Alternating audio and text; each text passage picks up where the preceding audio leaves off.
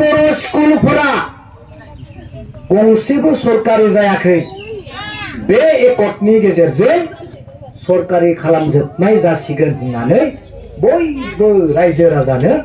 घोषणा खालामनाय जाबाय नङा होमबा आंखौ बिराद मोजां खोथा बे बिटिआर एकर्डनि गेजेरजों रायजोआ लुबैनाय बायदि नोंथांमोननि स्कुला सरकारि जासिगोन नङा रे सरकारि जायोबाथ' गोनां मोजां बिटिआर एकर्डआवनो दङ जिहेतु सरकारि जायैनि खोथा बेखौ रायजोआ गनायनानै लाबाय प्रमद बर' नोंथांनि एग्रिमेन्टआनो सैथो 3 बोसोर बारलांबाय बे स्कुल कलेजखौ सरकारि खालामगोन होननाय रादायनिफ्राय आसाम सरकारा थांनाय जुननि 30 तारिख मा लेखा हरबाय बेखौ नोंथांमोना मिथिनानै ला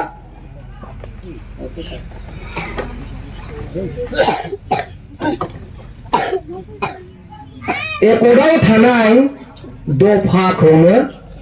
जायखौ नोंथांमोना सानदोंमोन जाफुंथों नाथाय आसाम सरकारा लिरनानै हरबाय नोंथांमोननि स्कुल कलेजखौ सरकारि खालामनाय जानाय नंला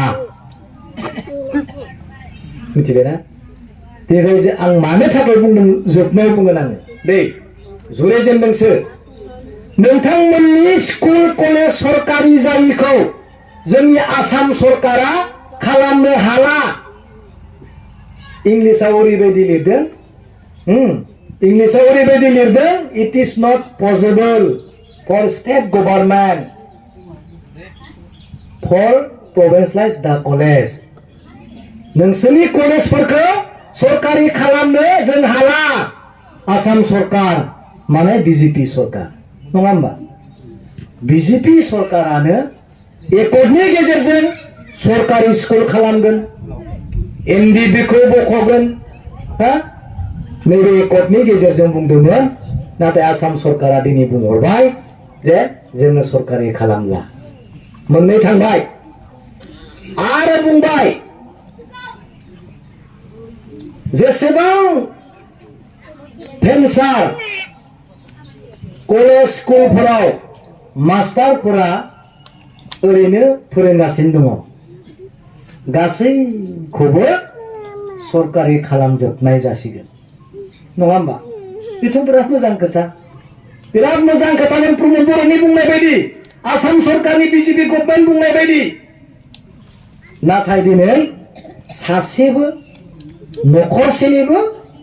बै भेन्सार स्कुलाव थानाय मास्टारफोरा साखरि जायाखैसै मोनथाम थांबाय आरो जोबनायाव मा लिरबावदों नै बे एकर्डनि गेजेरजों मा प्रलोभन मा बुरखायदोंमोन इलेक्शननि समाव बेखौ खोनासं बड' इउथ सेंग्रा सिख्लाखौ बे एकर्डनि गेजेरजोंनो नखराव साफा साफा army military police SSB CISF नखर नखर होनाय जासिगोन होननाया बे एकर्डआवनो दंथारो नरे एकर्डआवनो दंथारो लिरनानैनो लाबोथारनाय नाथाय दिनै दिल्ली सरकारा लिरनानै हरबाय 2 जानुवारि 3 तारिख जानुवारि 3 तारिख दिल्ली सरकार लिरनानै हरबाय बिटिआर एकर्डआव थानाय बायदि जों सोनांगौखौ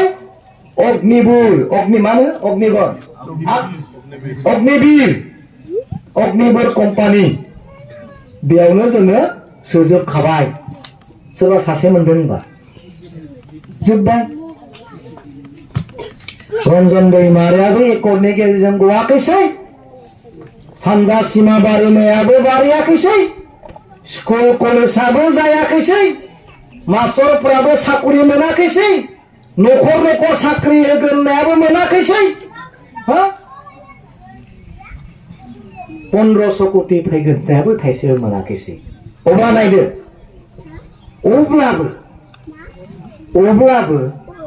जाया दिनै एकर्ड खालामनानै जोंनि बिटिआरखौ एकर्ड खालामनानै गासैखौबो मावफुंजोबगोन होननानै रादाय होदोंमोन दिनै दिल्ली सरकारा लिरनानै हरबाय नोंथांमोननि ट्राइबेल इउनिभार्सिटि बर'फोरनि ट्राइबेल इउनिभार्सिटि होगोन होननानै एकर्डआव थानाय दफाया मा लिरजाखो मिथिगौ नोंथांमोननि ट्राइबेल इउनिभार्सिटि लुनो साननाय सेन्ट्रेल इउनिभार्सिटि एखे बै तेजपुरावनो दोनखायो नोंसा सेन्ट्रेल इउनिभार्सिटिया उदालगुरियाव जिहेतु लुनो गोनांमोन उदालगुरिनि स्टुडेन्ट फरायसाफोरा तेजपुराव थांना सोलोंनो थां होनबाय आयं मिथिबाय होला तेजपुराव थांना सोलोंनो थां मोनसे गैला हनै बङाइगावआव रेलवे फेक्टरि बानायनो थाखाय दिल्लीयाव एबसु रायलायहैबाय प्रमद बर' रायलायहैबाय नै जानुवारि 3 तारिख लिरना हरबाय रेलवे फेक्टरिया बङाइगावआवनो दंखायो 2021 सनावसो 280 करोड़ बाजेट खालामनाय जादों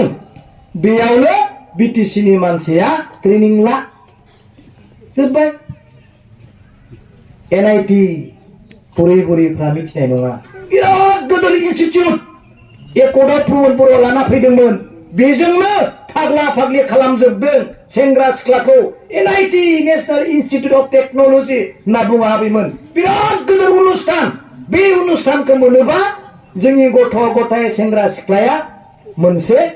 थांना थानायनि राहाखौ लानो हायो नाथाय जाया एकर्ड खालामदोंमोन जाय बीजेपी गभर्नमेन्टआ एकर्ड खालामदोंमोन बिसोरनो जानुवारिनि 3 तारिख लिरना हरबाय दिल्ली सरकारा बे अनुष्ठानखौ अल इंडिया भारतबर्षआव गंसेल' होनायनिसो पलिसि दङ दा गोदानै बे अनुष्ठानखौ गायसननायनि जेबो फर्मुल माबा पलिसि गैया जोब्बाय नङा होमबा बे लेखाजोंनो जोंनि बिटिआर एकर्डनि दफाखौ बीजेपी गभर्नमेन्टआ बेबायदि लिरनानै हरबाय अबा नायदो सोरबाया जोंहा मानगोनां सारा देरहालांबाय गभर्नमेन्ट खालामनो मोनाखैसै नोंथांमोना पानिराम सारनो अना खना भट होबाय हाग्रामाया सिब जानो मोनाखैसै दुखु थाबाय नङा होमबा दुखु थाबाय एसेबां 17ता देरहानायनि उनावबो जोङो माबा खालामनो सरकारि माबा गभर्नमेन्ट खालामनो मोनाखैसै गाज्रि मोननाय दुखु मोननाया थाबाय सोरबाया मोजां मोनबाय रंजाबाय नाथाय नाय नोंथांमोना जेखौ सानदों बिनि उल्था हाग्रामा महिलारिया गभर्नमेन्ट खालामनो मोनैया इसोरनि आशीर्बाद दङ भगबाननि आशीर्बाद दङ भगबाना बुंदों निश्चय नोंसोर साननानै ना नोंखौ आङो बीटीसी नि सिप बानायनानै बे बिटिआर नि सिप बानायनानै रायजो राजाजों आं मुगै जाहोआ रायजो राजाजों आङो सोंखारि जाहोआ मानो बाबु सोंखारिनो रन्जन दैमारिया बे एकर्डनि गेजेरजों गवा बिनि थाखाय दायनिगिरि आं नोंखौ जाहोआ नङा जुदि हाग्रामाया बिटिआर नि सिप जानायमोनब्ला रन्जन दैमारिनि गयैनि दाया सोरि जागौमोन हागोन हा हाग्रामानि जागौमोन नङा आरो बै सनितपुर आरो बिश्वनाथआ थगायना फैबाय प्रमद बर'आ रायजो राजा नोंथांमोन सनितपुर आरो बिश्वनाथनि सनितपुर आरो बिश्वनाथआ जेब्ला बिटिआरआव हाबगोन अब्ला नोंथांमोननि बिटिआरआव फैनानै आं ओंखाम जाहोगोन ओंखाम जालांगोन बारा गोबाव सम गैला नाथाय दिनै गैया अब्ला नायदो बै सानजा हाबिनि सनितपुर आरो बिश्वनाथ जिहेतु बिटिआरआव हाबाखैसै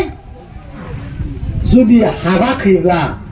हाग्रामाया बिटिआरनि सिप जानायमोनब्ला बै बिटिआर हाबिनि दायासनि जागौमोन हाग्रामानि जायामोनबा बे थांबाय 2 नम्बर थांबाय 3 नम्बराव नायदो प्रमोदा बुंदोंमोन गंसेबो स्कुला सरकारि जायै थानाय नंला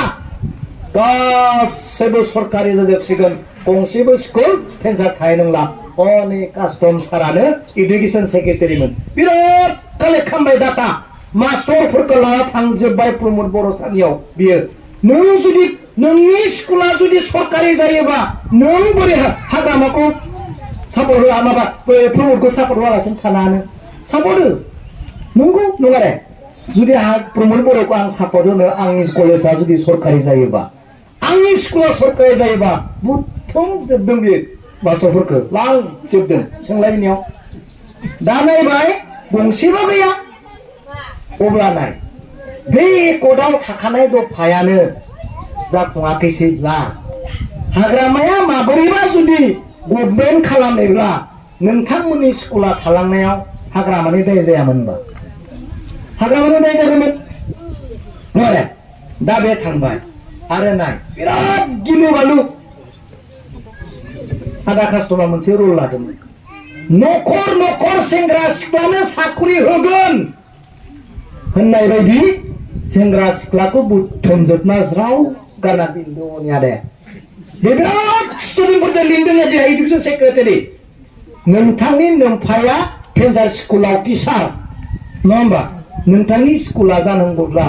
नोंनि फादारा जिखौ बुंदों बिफाया बुंदों बेखौ मानि लाना थांजोब्बाय नाथाय ना सासे पुलिस ना सासे आर्मी ना सासे CSF ना सासे सुकिदार ना सासे पियन सासेबो गैया न'खरसेबो गैया गामि गामाय रावबो गैया नङा अबा नायदो हाग्रामा महिलारिया जुदि बिटिआरनि सिट नोंथांमोना सारमोना लुबैनाय बायदि जानायमोनब्ला गासैनि बायदि दायनिगिरिया हाग्रामानिनो जागौमोन नङा अब्ला नाय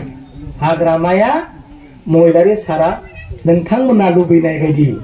सिट जायाखैब्लाबो दिनै एसेबां भट मोननायनि आन्दोआव मा दं गासैखौ बिजिरजोब्बाय हाग्रामायानो सैथो लिडार होननानै नङा होमबा दा बिनिखायनो दिनै जोंहा प्रब्लेमा इउपिपिएल नङा जाय गभर्नमेन्टआ इउपिपिएलखौ प्रतारना खालामबाय जाय गभर्नमेन्टआ दिनै इउपिपिएलखौ गोदनोआव हमनानै हरसनबाय सोर बिसोरलाय बिसोरखौनो बिसोर लाना फैदों बिटिसिआव कौटि कौटि फैसा बेसेबां नायनो कौटि कौटि फैसा लांनाय आं डकुमेन्टसखौ मिडियायाव होगासिनो दं इउपिपिएलनि एबसुनि